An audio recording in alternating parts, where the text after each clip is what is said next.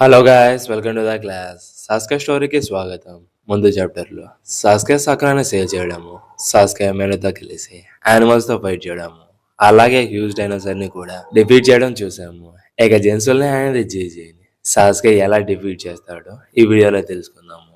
కానీ ఎక్స్ప్లెయిన్ చేసే ముందు ఈ వీడియోని లాస్ట్ వరకు చూసి like, comment and me friends కి కూడా షేర్ చేసి మా ఛానల్ కి సపోర్ట్ చేయండి. ఇక లేట్ చేయకుండా వీడియోని స్టార్ట్ చేద్దాం. అప్పుడే సాస్కే వచ్చి జెన్సుల్ని అటాక్ చేయడానికి వెళ్తూ ఉంటాడు.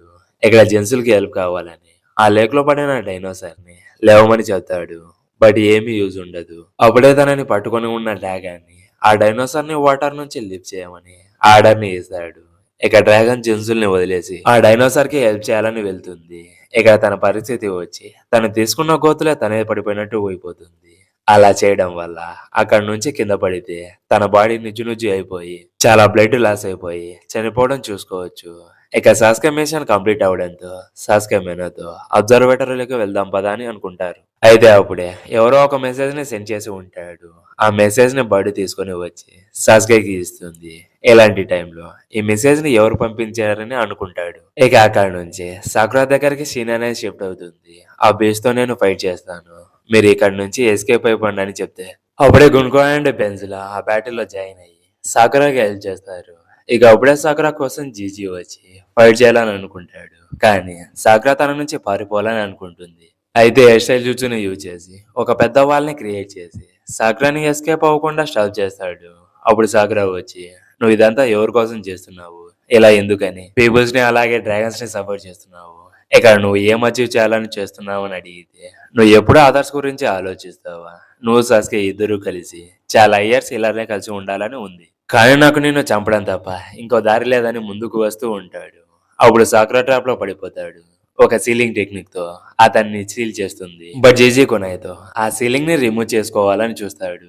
బట్ ఏమీ యూజ్ ఉండదు. అప్పుడు సాకురాతో ఈ సీలింగ్ ని నా మీద ఎప్పుడు ప్లే చేసావు అని అడిగితే నువ్వు ఇంఫార్మరీకి వచ్చినప్పుడు నేను డాక్టర్ కాబట్టి ఈజీగా నేను షినోబేస్ ని సెన్స్ చేయగలని చెప్తే అయితే ఈ సీల్ నేను బ్రేక్ చేయాలని అనమాట, కానీ నాకు జెన్సులు హెల్ప్ చేయడానికి వస్తాడని అంటే అప్పుడే అక్కడికి సాస్కే వచ్చి నువ్వే కదా రివైవల్ జూట్స్ యూజ్ చేసిందని చెప్పి తన దగ్గరికి వెళ్ళి అల్ట్రా పార్టికల్స్ యొక్క స్క్రోల్ ని తీసుకుంటాడు. అప్పుడు జీజీ వచ్చి అది ఎక్కడే ఉందని నీకు ఎలా తెలుసు అని అడిగితే తన శారంగా నైస్ ని చూసి నువ్వు విజయ్ అనే కదా, అందుకే జెన్సులు వచ్చి నిన్ను డిఫీట్ చేయలేకపోయాడు, అలాగే నేను కూడా నిన్ను డిఫీట్ చేయాలని చెప్పి నన్ను ఏం కావాలంటే అది చేసుకో, నా మీద ఏ గింజుత్సు అయినా యూజ్ చేసుకో అని చెప్తే నేను నిన్ను ఒక క్వశ్చన్ అడగాలి, అసలు నీ గోల్ ఏంటి, జెన్సులో ఒక వార్ కోసము డ్రాగన్స్ ని ఒక వెపన్స్ లాగా యూజ్ చేసుకోవాలని రివైవల్ జ్యూస్ ని యూజ్ చేయాలని అనుకున్నాడు.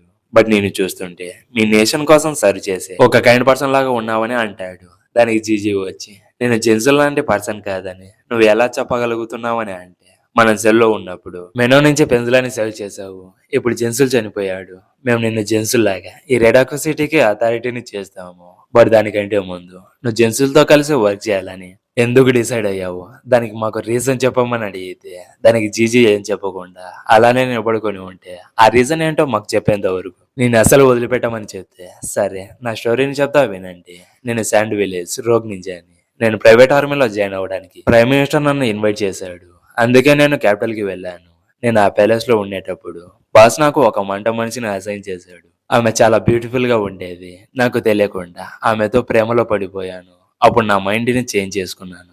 వార్లో జాయిన్ అవ్వకుండా ఆమెను మ్యారేజ్ చేసుకుని ఆమెతోనే జీవితాంతం ఉండాలని డిసైడ్ అయ్యాను. But 1 year back prime minister జెన్సల్ కి హెల్ప్ చేయమని నాకు చెప్పి దానికి ఎక్స్చేంజ్ గా నేను మార్గోతో బ్రతకడానికి నిన్ను వదిలేస్తానని చెప్పాడు.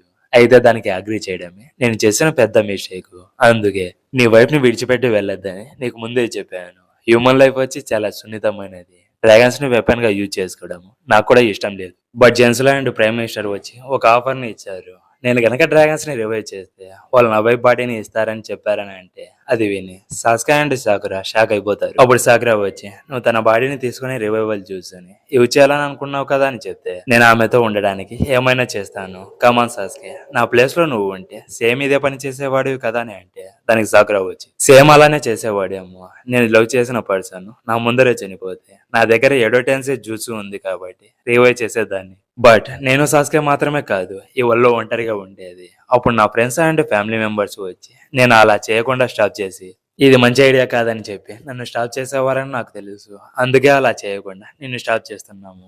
ఒకవేళ నువ్వు మీ వైఫ్ మీద ఏడో టెన్సే యూజ్ చేసి తనకి లైఫ్‌ని ఇచ్చావని తెలిస్తే ఎలా ఫీల్ అవుతుందో ఆలోచించావా? అలా చేయడము మీ మార్గోకు కూడా ఇష్టం ఉండదని చెప్తే ఇక్కడ తన పేరుని సాస్కే విని షాక్ అయ్యి, మార్గో నా దగ్గరికి ముందు ఒక మెసేజ్ వచ్చిందని చెప్పి నువ్వు ఒక 1 ఇయర్ నుంచి ఇక్కడే ఉన్నావు కదా, మార్గో చేరిపోయిందని నీకు ఎలా తెలుసు అని అడిగితే వాళ్ళు తన డెత్ సర్టిఫికేట్ ని పంపించారని అంటే సాస్కే రిసీవ్ చేసుకున్న మెసేజ్ ని జీజీకి చూపించి ఈ ఇన్ఫర్మేషన్ మా మాస్టర్ నుంచి వచ్చింది, క్యాపిటల్ లో ఏం జరిగిందో అంతా ప్రైమ్ మినిస్టర్ వంట మనిషి వచ్చి నానరే కింగ్ కి ఎక్స్ప్లెయిన్ చేయడం వల్ల వాళ్ళని కస్టడీలోకి తీసుకున్నారు. ఆమె పేరు వచ్చి మార్గో అని అంటే తన వైఫ్ ఇంకా బ్రతికే ఉందని తెలుసుకొని ఏడుస్తూ ఉండడం చూసుకోవచ్చు. అప్పుడు సాస్కే వచ్చి నిన్ను బాన్గా యూజ్ చేసుకోవాలని ఆమె చనిపోయిందని అబద్ధం చెప్పారని చెప్తాడు. అయితే జీజీ వచ్చి తన ఎమోషన్ ని కంట్రోల్ చేసుకోలేక ఏడుస్తూ ఉంటాడు. అప్పుడే ఒక మెనో సాకురాని అటాక్ చేయడానికి వస్తూ ఉండడం చూసి సాకురాకి చెప్తే ఒక పవర్ఫుల్ పంచ్ తో ఆ మెనోని హిట్ చేస్తుంది. అలాగే జీజీ వచ్చి ఎడోటెన్సే జ్యూస్ని రిమూవ్ చేస్తాడు. దాంతో అన్ని అనిమల్స్ వచ్చి మెల్లగా డెస్ట్రాయ్ అవ్వడం జరుగుతుంది. అలాగే డ్రాగన్స్ అండ్ మెనోస్ తో ఫైట్ చేస్తున్న ప్రిజనర్ చూసి ఏం జరుగుతుందో ఏం అర్థం కాదు. ఇంకో పక్క సాస్కే మెనో దగ్గరికి వెళ్లి మగధీర మూవీలో తనకి బాద్షా హెల్ప్ చేసినందుకు సారీ చెప్తాడు కదా, అలా సాస్కే కూడా నాకు హెల్ప్ చేసినందుకు చాలా థ్యాంక్స్, ఇక నువ్వు ఫైనల్లీ రెస్ట్ తీసుకోమని చెప్తే అప్పుడు ఆ మెనో సాస్కే హ్యాండ్ ని పట్టుకొని ఫేర్వెల్ చెప్తుంది. అయితే జీజీ రివైవల్ చూసిన రిమూవ్ చేయడం వల్ల ఆ ఏరియాలోని యానిమల్స్ వచ్చి డెస్ట్రాయ్ అయిపోయి ఒక స్లో లాగా పడుతూ ఉండడం చూసుకోవచ్చు. అయితే సడన్ గా ఒక డైనోసర్ వచ్చి వాళ్ళని రివైవల్ జుట్సుతో రివైవ్ ఇచ్చడానికి జీజీని చంపేస్తుంది. అది చూసి సాకురా అండ్ సాస్కే షాక్ అయిపోతారు. ఇక సాకురా అండ్ సాస్కే జీజీ దగ్గరికి వెళ్ళి నీకేం కాదని చెప్తారు.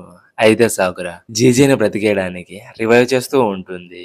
అప్పుడు జీజీ సాకురాతో నేను చేసిన పనికి ఇదే నాకు కరెక్ట్, నన్ను హీల్ చేద్దని అంటే నీ మార్గం బ్రతికే ఉందని తెలుసుకొని ఎప్పుడు చావాలనుకుంటున్నావు, తన కోసమైనా నువ్వు ఖచ్చితంగా బ్రతకాలని అంటే నేను చాలా పెద్ద తప్పులు చేశాను, నేను ఆమెకి సరిపోను, నన్ను మర్చిపోయి ఇక్కడ ఉన్న ప్రిజనర్ కి హెల్ప్ చేయమని చెప్తాడు. అయితే సాకురా జీజీ మాటలు వినకుండా తనని హీల్ చేస్తూ ఉండడం చూసుకోవచ్చు.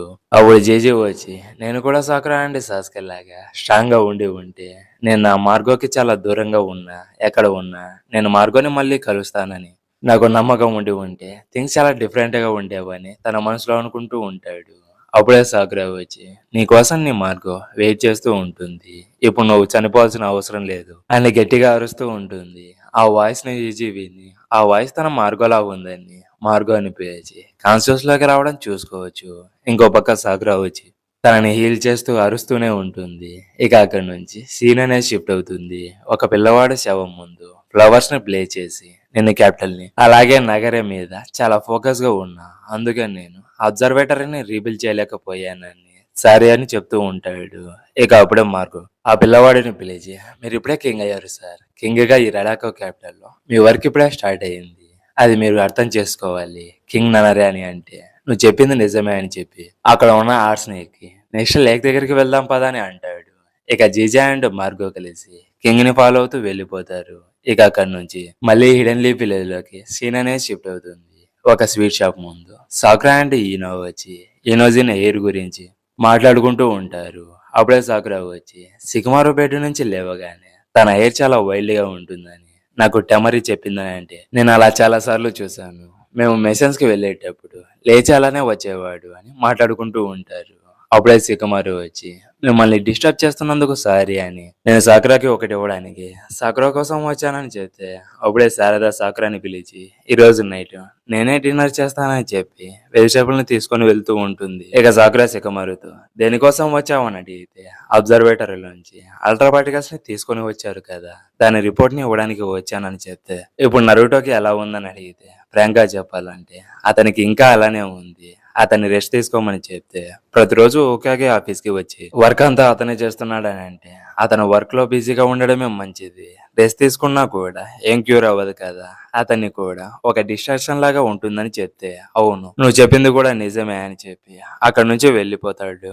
ఇక ఈనో అండ్ సాకురా వచ్చి టీ తాగుతూ ఉంటారు.